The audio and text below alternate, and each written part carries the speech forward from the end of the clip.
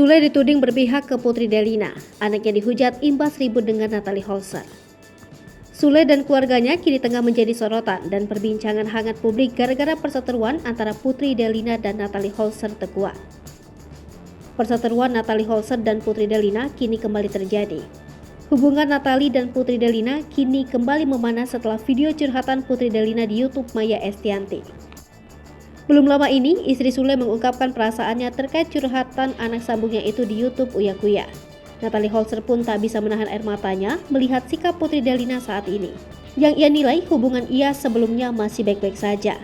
Akan tetapi beberapa waktu terakhir, Natalie dan Putri Delina terpergok saling sindir di Instagram. Bahkan, Natalie terlihat mengunggah postingan seperti menyindir Putri Delina. Sosok Sule pun dipertanyakan oleh warganet di tengah perseteruan sang istri dan anaknya. Usai singgungan Natalie kembali disorot, reaksi Sule pun juga menjadi sorotan. Ayah Rizky Febian ini bersama anak-anaknya nampak membela Putri Delina. Sule membela putri keduanya itu setelah Putri Delina menuai hujatan dari warganet imbas postingan Natalie Holzer. Belum lama ini, Sule memberi dukungan kepada Putri Delina yang dihujat habis-habisan dengan warganet usai berseteru dengan Natalie Holzer. Dukungan itu terlihat dari postingan Sule di Instagramnya, berisi kata-kata semangat untuk sang putri. Tulisan itu ia ambil dari akun fanbase Rizwan Fadila.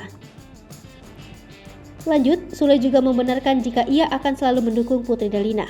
Unggahan Sule itu pun memantik perhatian warganet. Banyak yang menilai unggahan Sule itu hanya memihak kepada putrinya saja dan menyudutkan Natalie Holzer. Tak sedikit pula yang meminta Sule untuk menjemput Natalie Holzer dan menjadi penengah masalah anak dan istrinya. Pasalnya, banyak kabar yang beredar jika Natalie Holzer dan Sule pisah rumah.